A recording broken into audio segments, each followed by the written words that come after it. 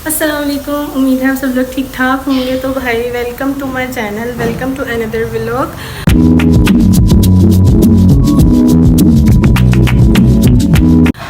अब आज का सीन है कि मैं सिर्फ डाउन इसलिए हूँ क्योंकि ये सारी गलती जो है ना वो मौसम की है। लाइक देखो अभी इस तरह का मौसम है, ठीक है, फुल बादल शादल आए हुए हैं, हवा चलने का भी कोई सीन ऑन है। लेकिन मसला ये है कि लाइक अभी इतनी तेज़ धूप आ जानी है और फिर से जो है ना मैंने पंखे शंखे चला के बैठ जाना है। और रात को भी यही हुआ जिसकी वजह से मैं ज़्यादा मेजर डाउन हूँ। रात को यही हुआ कि लाइक हम लोग पंखा शंखा चला के सो गए बगैर ऊपर कुछ चादर शादर लिया। हमने कहा मौसम ठीक है यार, अब ज़रूरत नहीं है, इतना अभी नहीं है कि हम ऊपर कुछ लें। बट हुआ ये कि हम लोग लेट तो गए, हुई आराम से बोलो। बट सीन फिर ये हुआ कि हम लोग रात को ऐसे लेट तो गए, लेकिन जब थोड़ी रात हुई ना, लाइक 2-2:30 बजे, उस टाइम मुझे सर्दी लगने लग गई। फिर मैंने हालांकि ऊपर मामा की शॉल ली, मैंने कोई इतनी वो खेस शेस भी नहीं लिया। और लेकिन ये है कि उसके बाद ना सर्दी लगने लग गई मुझे, और मैंने मामा की शॉल ले ली। लाइक ये दुपट्टा था जो मैंने लिया हुआ था ऊपर मामा का। उसके बाद सुबह उठी जब मैं फुल पसीने, इस दुपट्टे में, इस लॉन के दुपट्टे में मैं पसीने में भीगी हुई थी मैं। और फिर मैंने उठ के तेज़ पंखा चला लिया जो मैंने अभी की। तो इस तरह से जो है ना मतलब मेरी तबीयत डाउन हो गई, फुल मतलब अजीब सी तबीयत हो रही थी। बाकी खैर आज की वीडियो में मैंने बताया था अच्छा, आज मैंने बताया था some major important facts about UL. पहले तो यार ये जिन लोगों को लगता है कि मुझे यूएल से मोहब्बत है तो यार मैं आपको पहले क्लियर कट बता दूँ, मुझे यूएल से मोहब्बत का पता नहीं। बट ये सर रिस्पेक्ट माई इंस्टीट्यूट यार, मतलब वो मुझे एक डिग्री दे रहे हैं। सबसे मेजर चीज़ जो ऑलमोस्ट हर छोटे बच्चे जो डॉक्टर खेलते हैं उन लोगों का ख्वाब होता है कि हमने बड़े होकर डॉक्टर बनना है, तो वो वाले टाइटल, ओरिजिनल टाइटल आपको डॉक्टर का दे रहे हैं। तो क्यों ना मैं उस जगह की इज़्ज़त करूँ। जैसे कुछ वहाँ के कुछ टीचर्स भी हैं, उनकी भी बहुत रिस्पेक्ट करते हैं हम। और उसके अलावा बाकी जो भी सिनेरियो है, सीन है, सो यस, हमें जहाँ से आप नॉलेज गेन कर रहे हो तो आपको उस जगह की रिस्पेक्ट करनी चाहिए। और सबसे मेजर चीज़ भाई, पैसे दे के हम नॉलेज गेन कर रहे हैं, रिस्पेक्ट करना हमारा बनता है। मोहब्बत का मुझे नहीं पता कि मुझे है कि नहीं है इंस्टीट्यूट से, बट यस मैं इज़्ज़त ज़रूर करती हूँ अपने इंस्टीट्यूट की। अच्छा, दूसरा यार ये जो मेरे से हमेशा पास्ट पेपर्स उसका पूछते हो ना, एंट्री टेस्ट का, तो यार मैं एक जो Q&A मैंने लास्ट किया था जो आई बटन में शो हो रहा है, इसकी बहुत ज़्यादातर सवाल थे मेरे उससे रिलेटेड, एंट्री टेस्ट से रिलेटेड। तो यार एंट्री टेस्ट की क्यों आप लोग इतनी फिक्र करते हो? पहली बात तो ये कि जब मैंने एंट्री टेस्ट दिया था ना, मेरे टाइम में एंट्री टेस्ट था ही नहीं। उसका रीज़न ये था कि मैं कोरोना वाली बच्ची हूँ, कोरोना में जब एडमिशन वगैरह मिले थे उसकी बच्ची हूँ। मैंने सिर्फ अपना फॉर्म फिल किया था घर पर बैठ के, और मुझे ईमेल आ गई थी कि भाई आपका एडमिशन हो गया। मैंने 3 में फिल किया था, MLT में किया था, मैंने न्यूट्रिशनिस्ट में किया था, मैंने DPT में किया था। सो MLT में मेरा अपना वैसे ही मूड नहीं था कि मुझे जाना ही नहीं है तो मैंने बस अपने जेब से निकाल दिया था कि MLT में अगर आप भी गया तो मैंने उसमें नहीं जाना। फिर साथ मैंने DPT और न्यूट्रिशनिस्ट किया था, तो मेरा नाम न्यूट्रिशनिस्ट और DPT दोनों में मतलब आ गया था कि आप इन दोनों में से कोई भी फील्ड जो है ना आप चूज़ कर सकते हो। मम्मा ने कहा चलो बेटा DPT में घुस जाओ, न्यूट्रिशनिस्ट नहीं करनी। न्यूट्रिशनिस्ट का क्या आप उसी लंग मेरी खैर है, DPT का पता नहीं, न्यूट्रिशनिस्ट का पता नहीं क्या स्कोप है, क्या नहीं, DPT कर लो आप। तब तो है DPT का भी कोई स्कोप नहीं था हम लोग को, तब तो डॉक्टर का टाइटल भी नहीं मिला हुआ था। मेरी डिग्री स्टार्ट करने के 1 साल बाद, मतलब 1 सेमेस्टर के बाद जो है ना, HCC वालों ने प्रूव किया था कि भाई डॉक्टर और फिज़िकल थेरेपी वालों को भी डॉक्टर का टैग मिलेगा, DR जो है वो मिलेगा। 26 अल्फ़ाबेट्स पढ़े हैं APC के, लेकिन वन ऑफ माई फेवरेट जो है ये 2 हैं, D और R। अच्छा, ये सीन हो गया। तो यार एंट्री टेस्ट का ना मुझे कोई आइडिया नहीं है। एंट्री टेस्ट दिया हुआ है मेरी बहन ने, लेकिन मेरी बहन ने दिया हुआ है ऑनलाइन, उसने भी घर पे बैठ के दिया हुआ है, बट उसने दिया हुआ है, उसको आइडिया है किस तरह का होता है एंट्री टेस्ट।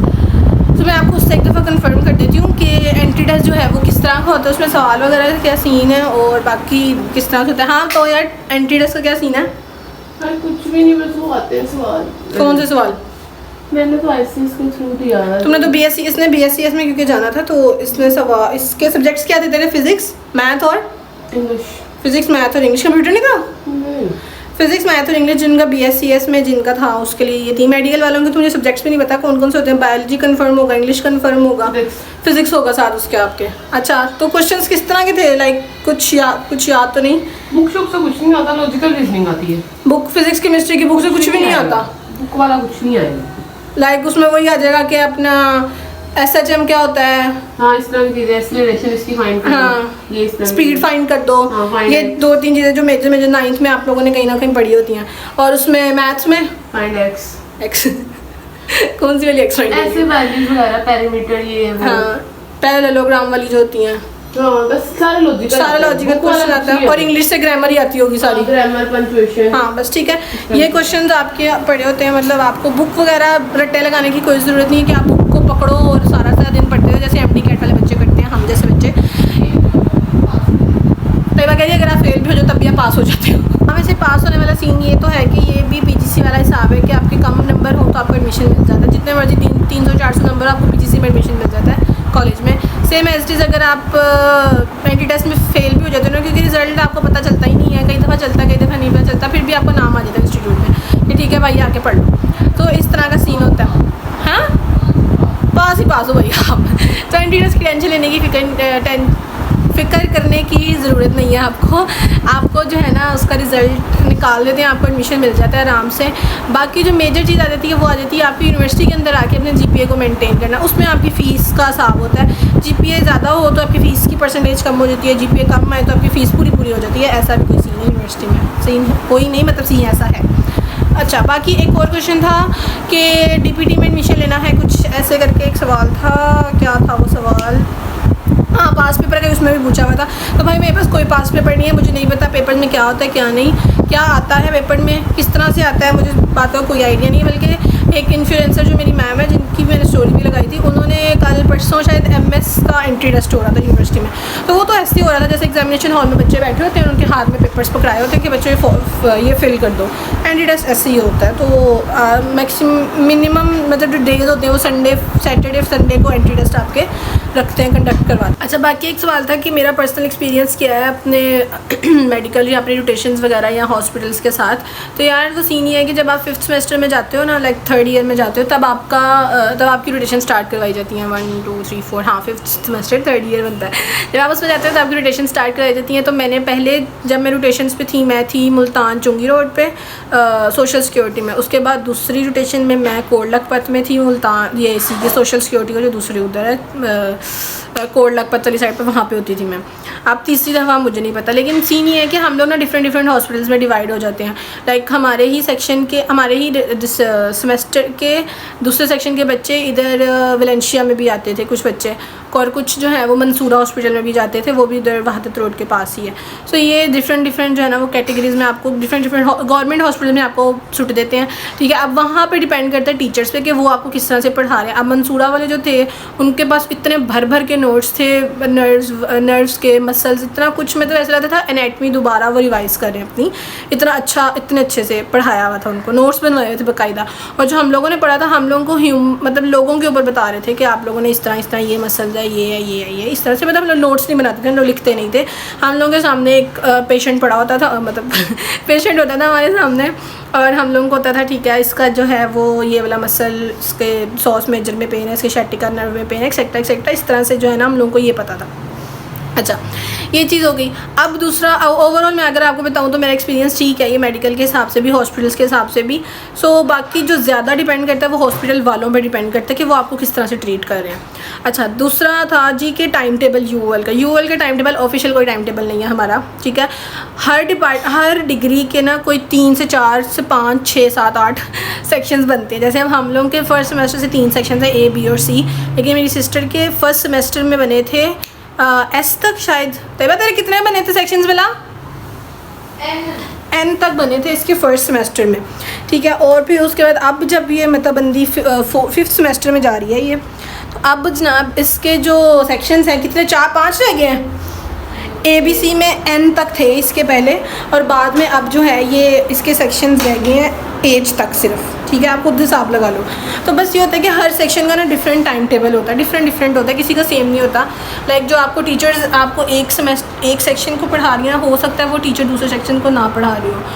टाइमिंग का बहुत फ़र्क होता है। एक सेक्शन को सेमेस्टर बाई बार कही जा रही हूँ, एक सेक्शन को मैं हो सकता है 3 बजे ऑफ हो जाए, और एक सेक्शन की हो सकता है 3 से 5 लैब हो। तो टाइम टेबल कोई ऑफिशियल नहीं है हमारा, डिफरेंट टाइम टेबल्स हैं डिफरेंट सेक्शंस के। तो इसके ऊपर कोई मैं वीडियो नहीं बना सकती, कुछ नहीं बता सकती कि क्या सीन है टाइम टेबल वगैरह का। जब आप एडमिशन लेते हो आपको पता चल जाता है आपका ये सेक्शन है, आपको एडमिन वाले बता देते हैं। फिर उसके बाद CR GR जो है अपना टाइम टेबल अलग कर लेते हैं कि इस टाइम में इस डे में हमारी क्लासेस हैं, इस रूम में हमारी क्लासेस हैं। सो फिर आपको पता चलता है ठीक है ये हमारा टाइम टेबल है, एंड दैट्स इट। इसके अलावा और कोई क्वेश्चंस नहीं है यार, मेजर यही था। एक तो यही लोग जो मुझे कहते हैं ना कि यार आपको प्रमोशन, हाँ प्रमोशन के पैसे मिलते हैं। भाई मुझे यूएल से मोहब्बत हो सकती है, यूएल को मुझसे मोहब्बत नहीं है जो मुझे वो प्रमोशन के पैसे दें। मैं जस्ट आपको आपके साथ वो नॉलेज शेयर करती हूँ जो कि ना मुझे मेरे टाइम पे नहीं पता थी। ऑनेस्टली जब मैंने यूएल में एडमिशन लेना था ना, हम मम्मा कहाँ चले गए थे भला जब फर्स्ट डे जाना था हमने? आर्य बाज़ार चले गए थे हम। आर्य बाज़ार किधर है और यूएल किधर है? हम लोगों ने सुना हुआ था यूएल डिफेंस रोड, ठीक है। अब हम लोग यूएल डिफेंस रोड, रायवन या भुप्तियाँ चौंकियाँ, ये चीज़ हमने सुनी ही नहीं थी, हमें इस एरिया का पता ही नहीं था हमें। अच्छा अब हम लोग बैठ तो गए, अभी हम एक स्पीडो बदल रहे हैं, दूसरी स्पीडो बदल रहे हैं, तीसरी, हम करते करते करते पता नहीं कौन से दुनिया के डिफेंस रोड, आर्य बाज़ार वाले डिफेंस रोड पर पहुँच गए हम। हाय अल्लाह हम कहाँ चले गए हैं। फिर उसके बाद हमने वहाँ किसी ने एक आदमी से पूछा कि भाई हमने एक अदर यूनिवर्सिटी ऑफ लाहौर में जाना है। उसने कहा भाई ये वाला डिफेंस रोड नहीं है, वो ड्राइवेंट वाला डिफेंस रोड जो लगता है वहाँ जाना है आपने। भाई हम ईस्ट से वेस्ट में चले गए थे, ईस्ट और वेस्ट में थे हम।